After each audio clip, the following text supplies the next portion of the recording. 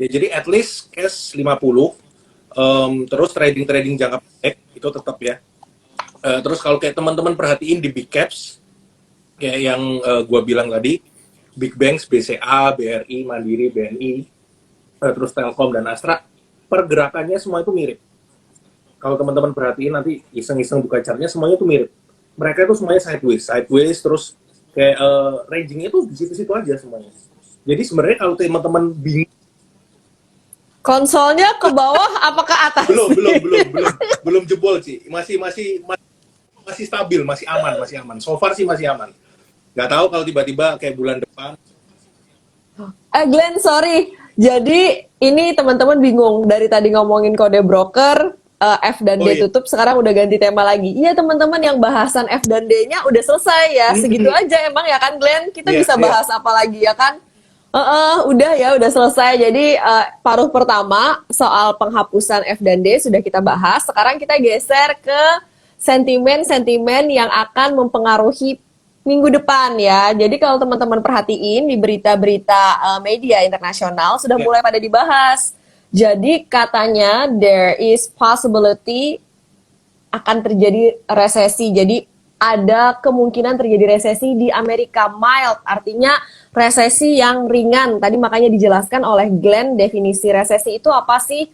Kalau pertumbuhan ekonomi di Amerika Serikat melambat. Melambat itu artinya ya lebih rendah dari periode yang sebelumnya. Nggak mesti minus kan berarti ya Glenn? Yang penting dia melambat 2 quarter ya, at Betul. least. Jadi Ya kayak nggak?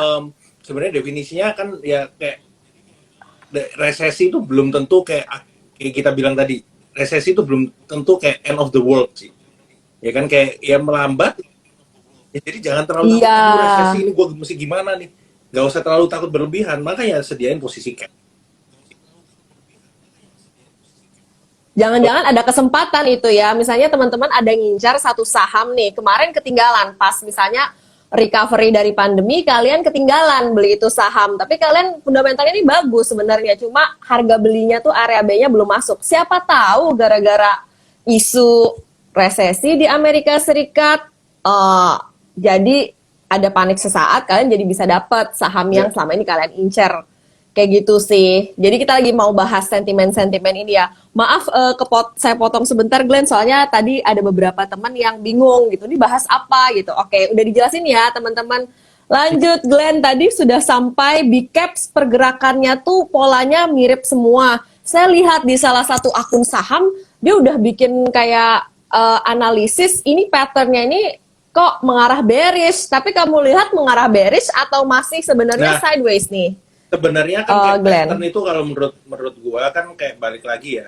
Kita nggak bisa bilang wah ini membentuk either itu double bottom, double top, sampai apa. Misalnya kalau double bottom itu ya berarti dia harus break dulu, harus membentuk dulu. Oke, ini double bottom. Kalau misalnya baru nyentuh satu terus belum menyentuh lagi, ini kan berarti kan potensi. Wah, ini berpotensi membentuk. Semuanya kan potensi kan. Jadi kayak kalau dari big cap sebenarnya so far ini aman-aman aja, so far ya. So far ini belum ada tanda-tanda kayak wah ini bakal jebol. Pertama karena satu, kayak misalnya dari BBRI ini kan gue juga lagi liatin. BRI dia sideways, rangingnya 42, 45, dia belum ada lower low. Terus Bank Mandiri dia juga sama, Bank Mandiri ini dia juga masih ranging, belum ada lower low, kan rangingnya 50, 8.500. Terus Telkom, even Telkom ini juga sama. Dia kayak di resisten 4250 belum bisa break, terus koreksi lagi rangingnya 39 sampai 42. Jadi rata-rata semua itu masih bergerak ranging nih, Ci. Oke, masih bergerak ranging. Berarti teman-teman juga mungkin masih perlu wait and see ya untuk yang Iya, belum punya nggak posisi usah terlalu gitu agresif kali lah, ya. karena balik lagi kayak misalnya waktu beberapa minggu yang lalu kan pada betting itu di permetalan, ya kan, metal-metalan karena ekspektasinya China reopening, terus akhirnya wah ini China reopening berarti demand akan naik nih, tapi ternyata ada isu resesi, ya kan. Kenapa isu resesi itu membuat metal turun? Karena kan jadinya misalnya China ini kan juga produk-produknya kan ekspor gitu. Mereka mengolah terus kan ekspor. Nah kalau US-nya Mm-mm. resesi, mereka mau jualan ke sana kan. Jadi kayak, waduh, US-nya ada potensi resesi, ya udah deh gue stop production deh. Yang misalnya gue sebelum lockdown gue produksi 100, lockdown gue stop benar-benar nol. Setelah lockdown gue produksi 20 aja deh. Ya berarti kan inventory mereka itu nambah, bahan bakunya satu, inventorinya nambah. Kalau inventory nambah, itu kan menyebabkan harga komoditasnya atau harga bahan bakunya turun. Makanya teman-teman perhatiin harga timah, harga nikel, itu semuanya turun teman-teman. Nah, harga timah, harga nikel semuanya itu turun. Jadi bukan kayak ini nggak ada sebab. Wah ini permainan bandar nih pasti. Nah itu semuanya ada sebabnya gini. Kenapa naiknya kalau teman-teman kita perhatikan? Semua salah bandar aja ya, bandar terus disalahin. Makanya wah ini semua salah bandar. Enggak juga teman-teman. Ada sebabnya kalau kita perhatikan. Oh ternyata harga komoditasnya itu turun. Nah, misalnya harga nikel ini kayak em, ini juga udah turun sekarang tinggal di 25.000. Waktu itu seperti sekarang even 22.000 kemarin tutupan. Timah juga sama. Nah jadi timah ini jadi balik lagi kalau komoditas misalnya eh, lupa tadi sama mana ya? Oh iya iya sampai kasih kan. Tadi soal iya harga komoditasnya juga lagi turun. Ini udah mulai rame banget pertanyaannya di kolom komen nih. Glenn kayaknya udah mulai tanya apa konsul saham jadinya. Tapi kalau kamu berkenan menjawab karena udah di depan apa Boleh namanya boleh chat juga, boleh dong. boleh? Nah, salah satu pertanyaan tadi yang juga sebelumnya dititipin sama teman-teman ke saya adalah soal sentimen negatif yang Hmm, terkait dengan timah nih, larangan ekspor timah nih mungkin bisa dielaborasi lagi karena kan sebenarnya mungkin ya ada beberapa teman-teman yang ngincer saham-saham emiten timah yang sekarang sebenarnya lagi downtrend, cuma kan udah kayaknya menarik banget tapi juga masih ragu-ragu karena ada sentimen yang negatif kayak Oke, gini. ya Gimana nih, Glenn? jadi balik ya. Kalau untuk larangan ekspor ini yang dilarang itu kan adalah ore-nya, ini bijinya yang sebelum diolah. Ya, itu sama kayak Bijinya, misalnya oke. waktu itu zaman dulu beberapa tahun yang lalu tuh nikel.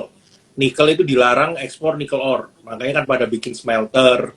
Jadi makanya kan kayak Vale itu mereka diuntungi karena udah punya smelter, yang lain juga akhirnya bikin smelter. Makanya akhirnya terus boleh ekspor lagi. Nah, kalau timah ini sebenarnya kan beberapa ini yang diekspor itu sudah olahan sih, ya kan? Sebenarnya itu udah olahan. Jadi yang belum belum ngolah itu mungkin justru kayak pemain-pemain kecil yang maybe not even listed. Nah, yang menyebabkan sebenarnya timah tins ini turun, balik lagi kayak lebih ke kayak harga komoditasnya turun dan permintaan dari China-nya ini slowing down. Makanya kayak pergerakannya sebenarnya mirip-mirip nih timah, terus Inco, ya kan Inco kan atau kalau kita ngomongin kayak loh, ini karena ini nih larangan ekspor timah. Nah, wong Inco-nya juga turun, Inco kan bukan timah, Inco kan nikel. Wah, Martins, Hmm, kenapa? Ya hmm, karena harga komoditasnya dropnya drastis karena demand dari China nggak ada. oke. Ini saya dituding sama netizen, Ci Alin sibuk sendiri nggak fokus. Cici Alin mah mencatat pertanyaan dari teman-teman semua. Kalau nggak mungkin inget lah. Kalau pertanyaannya di kolom komen banyak loh pertanyaannya. Ada yang nanya strategi nabung saham, dollar cost averaging di ASI. Ada yang nanya soal apakah waktunya cash plus hedging ke sektor defensif. Kalau nggak mah lupa, kalau nggak dicatetin ya. Jangan menuduh kalau tidak tahu persis, oke? Baiklah, lanjut. Tadi soal ini yang sudah saya tampilkan bahwa tadi salah satu demand-nya itu berkurang, terus ditambah lagi kalau misalnya memang akan terjadi resesi, ini kan biasanya dikait-kaitin permintaan yang melemah terhadap komoditas, termasuk juga timah dan ada yang nanya nih, jadinya Deka Anggawira. Kalau resesi jadi terjadi, apakah emiten terkait oil and gas terkena dampak? Tentunya, tentunya. Karena kan resesi berarti kan pasti gini. Jadi gini, kayak The Fed ini kan naikin suku bunga itu untuk nurunin inflasi dengan cara orang-orang itu biar nggak belanja, mengurangi kayak orang. Ya, jadi kalau orang-orang nggak belanja, Hmm, misalnya kayak, aduh ya udah deh suku bunga lagi tinggi, ya udah gue lebih prefer nabung dan lain-lain. konsumsi turun, ya pasti harga komoditas mau nggak mau kan juga akan ikut turun. Ya salah satunya oil and gas. Nah ya kan kayak konsumsi turun, harga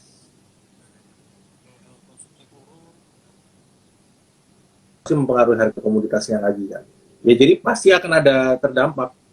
Jadi harga minyak ini pasti juga akan bisa turun. Makanya kalau diperhatiin sebenarnya harga Brent ini kan udah agak turun ya. Brent ini kan tinggal 113 nih. Minggu lalu itu kan pas tanggal 14 Juni sempat 120-an. Terus kan ada ya karena kekhawatiran resesi ini makin mencuat. Terus kan ditambah lagi ya memang US ini kan mau ketemu ke Saudi Arabia ya untuk minta minyak nih. Jadi memang ini membuat harga minyaknya turun. Ya, memang kalau resesi pasti akan ngefek ke semua harga bahan baku juga sih, pasti akan turun. Oke, jadi memang kalau ada eh, isu resesi itu akan mempengaruhi komoditas juga ya, karena diperkirakan demand-nya akan berkurang. Ros sehat tadi nanya apa ya? Ketinggalan saya mungkin nyatet ya. Ada beberapa yang ditanyakan hedging ke sektor defensif. Jadi tadi ada yang nanya selain siapin cash kurang lebih 50%-an kayak gitu, jangan semuanya di saham. Kemudian apakah hedging ke sektor defensif itu juga disarankan, dan sektor apa nih yang buat Glenn itu bisa kita anggap Oke, sebagai ya sektor defensif? sektor defensif itu dari dulu itu kan selalu identiknya consumer dan juga telekomunikasi. Kenapa consumer? Karena ya orang-orang pasti akan pakai produk-produk consumer kan. Itu satu. Terus ditambah lagi kalau consumer sekarang kan diuntungkan dengan harga CPO yang turun. Jadi kayak harga CPO itu kan berkontribusi gede ke untuk bahan pokoknya consumer goods, terutama Unilever. Kenapa Unilever? Ya dari produk-produk kecantikan, semuanya itu kan ada produk-produk, ada bahan-bahan CPO-nya kan. Makanya kalau teman-teman perhatiin Unilever ini kan beberapa hari terakhir itu udah pergerakannya mantep nih. Mas dari tanggal 20 dia itu juga sempat menguat signifikan. Jadi kayak untuk consumer itu pasti Unilever, ICBP, Mayora itu bisa jadi pilihan untuk defensif, dan juga sektor telekomunikasi. Mungkin teman-teman, loh kenapa telekomunikasi? Karena gini, kalau teman-teman perhatiin orang-orang misalnya lagi semua lah inflasi terjadi. Waduh, gue yang dulu mungkin biasa beli bajunya kayak di toko-tokonya Zara misalnya. Terus karena mahal ya udah deh gue agak turun toko. Tapi kalau untuk menggunakan data pulsa itu kan nggak mungkin kan. Aduh, yaudah gue nggak punya pulsa deh, gue nggak usah connect ke WhatsApp, gue nggak usah beli data buat kerja gitu kan nggak. Nggak nonton Nah, IG aduh, Live jangan deh. sih, jangan. Nanti sepi ini lapak, ya kan? Kayak Iya. terus ditambah lagi kalau kayak tahun-tahun lalu tuh mereka sektor telekomunikasi ini masih perang harga, price war. Jadi Telkomsel kasih diskon, XL kasih diskon. Sekarang itu kalau teman-teman perhatiin, gue juga realize gue kayak cari-cari mau beli paket data, udah nggak ada diskon Telkomsel ini. Harganya justru ya kan? Jadi kayak makanya sektor telekomunikasi ini selalu menjadi defensif karena ya orang-orang di kondisi seperti apa kan pasti akan konsum. Makanya Telkom, ya Telkom Oke. big caps-nya lah kayak XL, Indosat, Friend. Nah, paling kalau teman-teman Friend udah menembus itu tuh, melebihi target apa? TP-nya dari Terima Ideas. Kata Terima Ideas TP di iya makanya 89. Ternyata lewat hari ini udah ya 91. waktu kemarin udah lewat. Ya kalau dia bisa bertahan di area-area sini nextnya sih 98. Ya, jadi kayak TP pertamanya udah kena nih. Jadi memang balik lagi karena memang sentimennya di sektor telco ya salah satu sektor defensif paling aman, makanya volumenya juga cakep kan. Ya jadi ya teman-teman cari yang defensif, telco dan consumer. Oke, telco dan consumer tadi ya yang diuntungkan oleh harga-harga CPO. Nah, ini pertanyaan pribadi. Jadi ada beberapa emiten retail yang udah downtrend banget. Itu apakah menarik sebenarnya dengan era seperti saat ini? Emiten retail yang udah downtrend banget Jadi kayak beberapa emiten retail ini kan udah mulai agak naik ya, kayak LPPF misalnya. Kenapa? Karena kan ya ada kayak potensi untuk Mm-mm. switching dari yang misalnya, oh wah, orang-orang sebelumnya belanja yang di toko lebih mahal. Oh, saya bukan retail yang ini salah. Saya salah sektor kayaknya. Jadi maksud saya tuh kayak kayak MTDL, Oh, era yang kayak itu, gitu. ya ya ya. Ya kalau itu mungkin Aces oke, itu gitu-gitu. mungkin jawabnya lebih lebih gampang nih. Karena kayak kalau ke MTDL era itu kan mereka naik pas zaman COVID, berarti 2020 2021, orang-orang WFH, orang-orang nggak keluar rumah, jadi mereka spend duitnya, gue buat ngapain ya, gue nggak bisa jalan-jalan, yaudah deh gue beli gadget. Makanya itu salah satu penyebab mereka naik. Makanya iPhone, pas iPhone sebelum yang ini berarti keberapa ya? 12 itu kan sold out dalam jam, semuanya PO karena itu.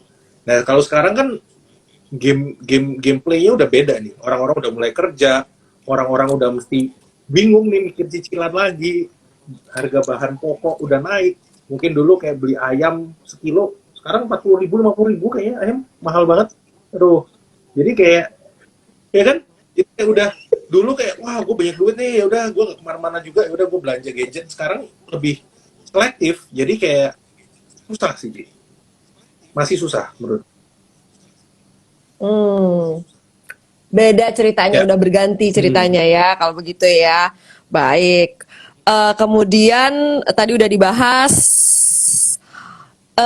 banyak yang nanya GoTo nih ya, indeks saham Goto, waduh ya, GoTo. IHS Goto ini memang top. Aku belum beli ya tadi emiten-emiten yang aku sebut, Oh aku iya, belum iya. beli. Disclaimer. Disclaimer ya. Nanti pada ngikutin nyalain cicalin, nggak mau disalahin. Balik lagi Lanjut. teman-teman, kalau mau beli saham, do your own research. Sekarang kan resources, mau cari, mau belajar tentang technical, videonya OMG juga banyak ya kan. Belajar dulu teman-teman. Mm-mm. Betul, karena GoTo ini ada sentimen yang kurang baik ya, karena dipermasalahkan nih investasi dari emiten plat merah di GoTo ini. Meskipun sekarang statusnya mungkin sudah floating profit ya, investasi ini tidak lagi floating loss kayak gitu, cuma dipermasalahkan oleh wakil rakyat. Ya, Gimana nih? jadi GoTo ini sebenarnya kan yang menjadi concern adalah, waduh kalau mereka tahun depan masih rugi, ya kan, gimana nih? Terus apakah mereka masih punya cukup uang, ya kan, untuk bertahan? Nah, tapi kan mereka, makanya rencananya tahun ini mereka akan melakukan private placement ke beberapa investor asing, dan kalau masih on track 2023 rencananya mau yang dual listing, ya, listing di luar negeri. Jadi sebenarnya mereka udah mempersiapkan nih untuk secure funding, biar kalau misalnya ternyata tahun depan kita butuh duit, kita udah ada source-nya, jadi at least di situ udah oke. Dan GoTo ini kan sebenarnya salah satu aplikasi yang dipakai oleh, ya mungkin hampir seluruh orang di Indonesia ya, tahu lah Gojek, Tokopedia, mungkin nggak semuanya pakai tapi semuanya tahu. Dan kayak, ya kalau kayak untuk market share paling gede ya, kalau nggak GoTo ya Grab, ya kan, nggak Gojek, Grab selalu itu kan. Jadi sebenarnya cukup oke pergerakan sahamnya, juga karena kan gini, karena dia ini kan salah satu market market cap terbesar, salah satu market cap terbesar. Jadi kalau kayak fund-fund dan asing yang mengikuti bobot dari kayak IHSG, menyesuaikan, oh IHSG segini, gue bagi ke saham-saham yang big caps, yang market cap-nya gede, ya tentu mereka akan beli GoTo. Mau jelek mau bagus, pasti akan ada porsi GoTo di fund-nya. Karena kalau enggak, kalau tiba-tiba GoTo-nya naik, ya mereka akan ketinggalan kan. Nah, kayak gitu sih. Jadi lebih kayak ke, lebih term ke positioning, kayak wah karena ini porsinya gede di IHSG, jadi mereka nggak boleh nggak punya. Jadi cukup menarik. Oke, kayak Masih gitu GoTo masih view-nya. cukup menarik, dan juga tahun depan kalau private placement dan dual listingnya berjalan lancar, ya mereka bakal oke sih. Iya, kalau kita lihatin sebenarnya kayaknya sudah saya pengguna ya. Jadi kalau dilihatin perang diskonnya sebenarnya GoTo itu udah berkurang loh dibanding pesaing satunya lagi. Kalau diskon-diskonan terus juga sekarang ada kayak platform fee. Jadi mereka not nggak selalu bakar uang juga kayaknya kalau kita lihat sekarang sudah mulai ngambil margin dari transaksi atau layanan yang mereka berikan ya. Kemudian kalau kita lihat lagi ini tadi Glenn bilang mau Oh cerita ada iya, sentimen sampai lupa. bagus. Ya, jadi kan ini dari China nih. Heeh. Jadi kan kita tadi sempat bilang wah China ini ternyata beberapa distriknya kan mulai lockdown lagi. Terus ini baru aja ada di announce ya di Reuters tanggal 25 berarti baru hari ini dibilang bahwa China mulai minggu depan itu akan udah ngebolehin sekolah. Sekolah udah mulai buka. Karena mereka baru reporting COVID case itu near zero ya, jadi hampir nol. Kan mereka kan polisinya adalah zero COVID policy kan. Mereka mau pokoknya COVID. Ini udah mendekati nol, Mm-mm. jadi bakal reopen lagi. Jadi ini at least bisa menjadi sentimen positif lah kalau teman-teman nyari kayak waduh gue masih nyangkut nih di Teens, di Antam, di Inco tapi mau cut loss udah terlalu dalam misalnya ya ini mungkin bisa menjadi sedikit sentimen positif lah untuk semua yang China related tapi tetap concern itu adalah Oke. resesi Amerika Serikat.